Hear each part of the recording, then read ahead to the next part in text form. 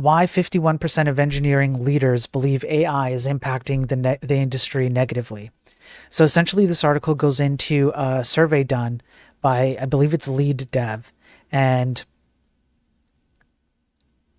not this one, not this one.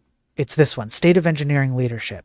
So engineering leaders, which are things like, well, you can go and look it up yourself too. There's a link right here, and it talks about like the kind of leadership people you're talking about, which is like managers and technical leads and things like that. They are saying that 51%, the survey essentially has determined that 51% of leaders perceive AI in a negative way, which is up from 42% last year. Okay, and so there it is, generative AI impacting the industry negatively.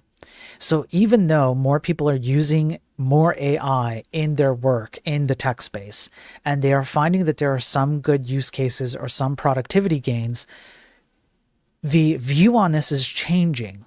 One of the reasons, for example, why people would integrate AI without really thinking about it is FOMO, fear of missing out. You're just doing it because everyone else is doing it, and you're going to miss out if you don't.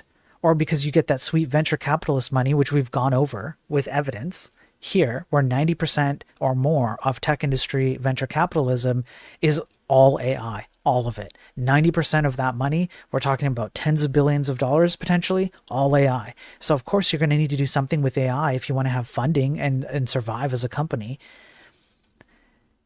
However, when it comes to the actual application of it, these things are not doing the things that they're sold to you as doing. And so it's causing negative impacts, including the loss of jobs. So you have like Zuckerberg here who says Meta will have AIs replace mid-level engineers this year.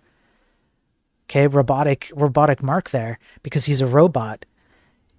But they're not. I mean, they've had an impact, absolutely, but they're not going to replace AI. It's not happening. The Amazon CEO is doing the same thing. All of this stuff continues. This is all a bunch of stuff we've gone over. I'm not going to read the whole article because we've gone over them piece by piece. So I'm glad to see an article like this because it's showing that the reality of the situation is far different than the sales pitch. And I think this is going to continue, and I think jobs are going to start opening up again where people realize how dumb this was to join this cult.